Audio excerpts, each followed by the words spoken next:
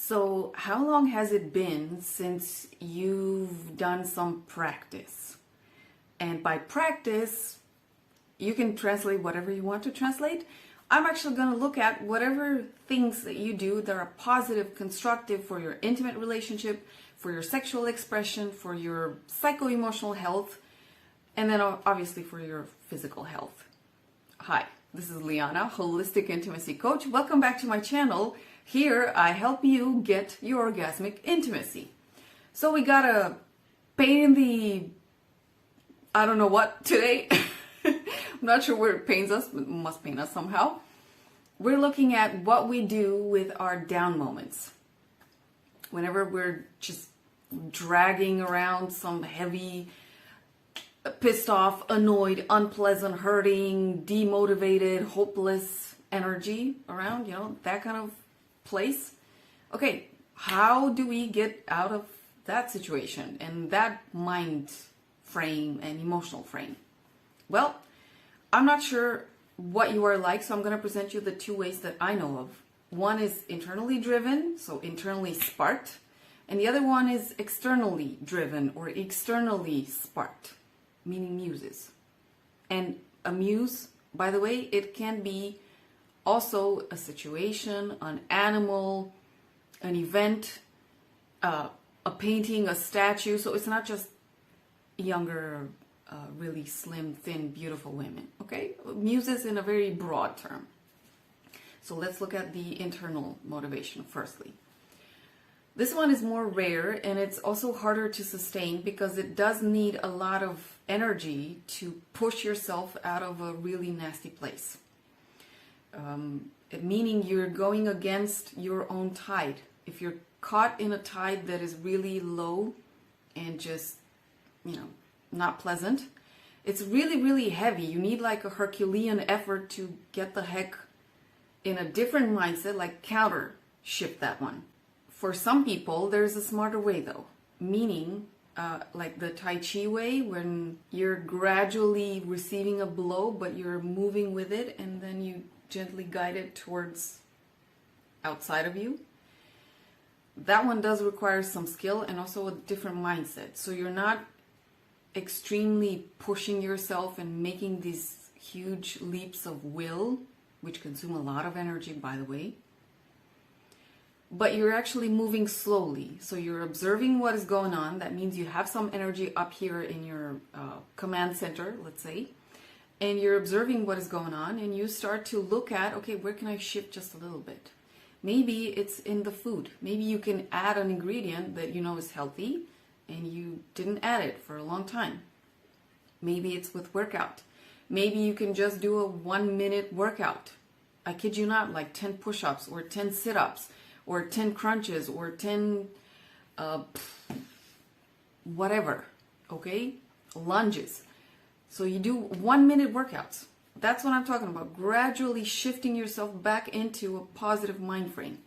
When it comes to pleasure, well, for those of you that can go for 1 minute self-pleasuring, I'm not encouraging you guys, especially guys, to masturbate and ejaculate. And so I'm not encouraging you to go down that path. That one is actually not going to help you in the long term with an intimate partner.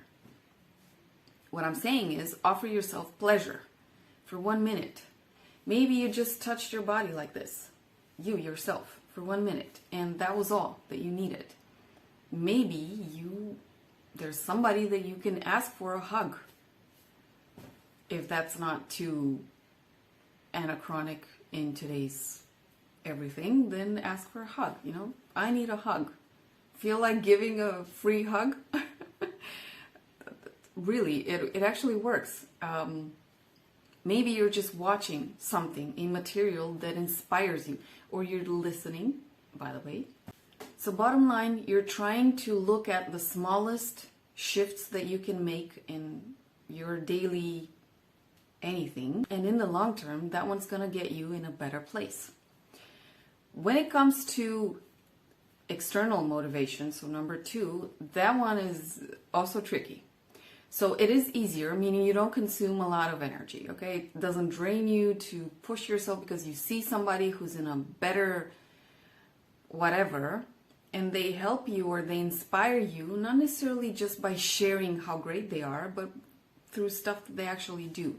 So collective practices or meditations or just discussions where people approach and encourage one another and there are people there that can lift you up. That's sort of external motivation. The success of somebody else.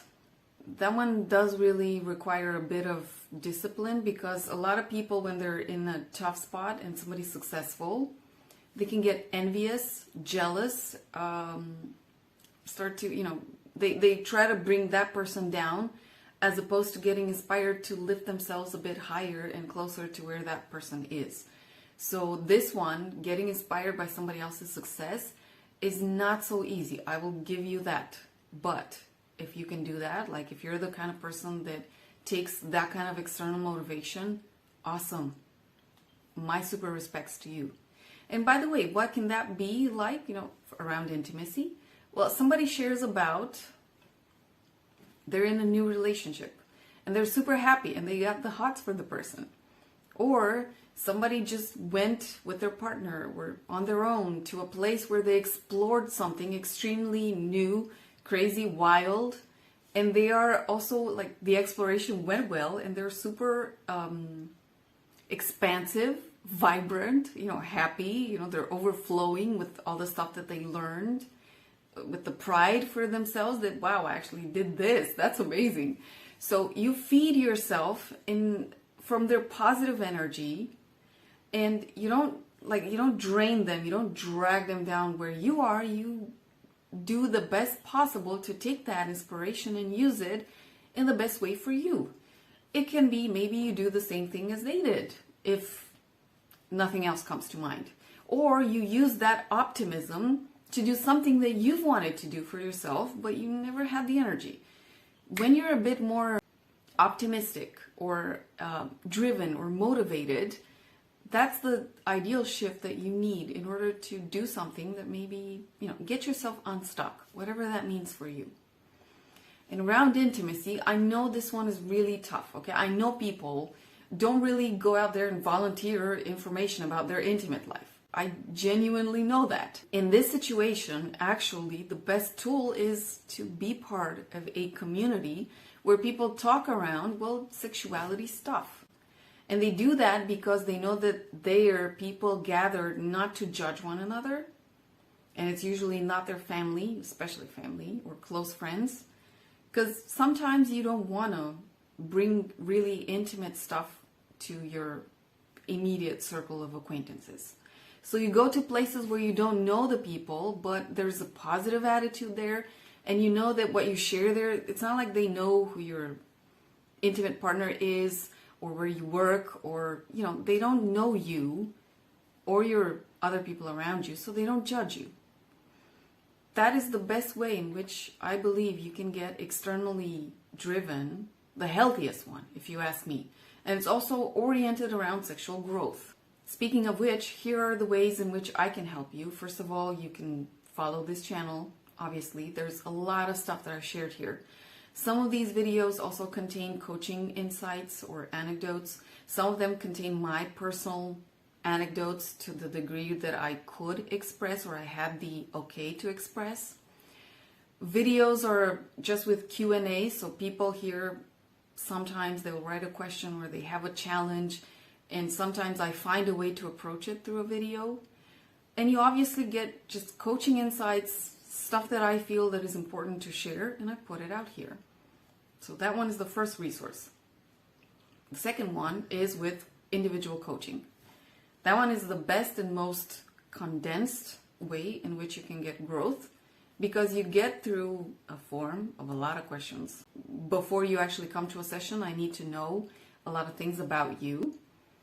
A lot of people have said that when they went through that form, that was the most intense conversation that they ever had in their lives about sexuality. And it's really a mind opener just to put, in writing all the details that I'm asking there. Secondly, in the session, we actually go to the spots where, your pain spots, and we look at, okay, what are the solutions there for you? I don't dictate from my personal life, because We have bioindividuality. This is something that I picked up from an Institute of Integral Nutrition in the United States, IIN. And I do believe that also. We are bio-individuals. Our body's different. Our psycho-emotional everything build is different. So we need to find the particular solutions for us. Modeling others is not necessarily the best way to go about it. And the third way, well, through the online programs that I have, those are oriented around practices, learning, growth. A lot of challenging Q&As that I had from my students online, which I approached also. So you get like 19 weeks worth of practices just like that. All you have to do is actually go through them.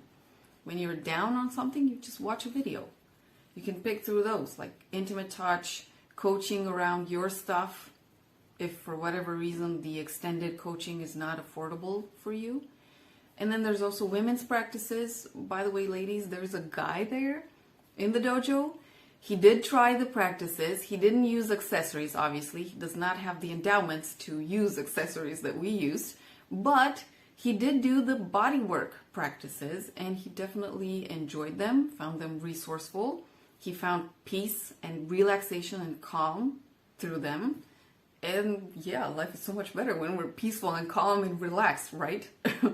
And like he said, he found himself in those days that he got easier turned on than in other days. And that was a plus for him. This is my take on how to get yourself out of a stuck place. It doesn't have to be a huge transformation, like over the top. No, the smallest things are usually the more sustainable ones. And those were some of the ways in which I can help you. That's it. I would love to know, like really, I would love to know what you think of this, what other stuff has worked for you. So share in the comments. And otherwise, I will see you tomorrow with another video. Until then, I hope that you have a fluid, intimate life.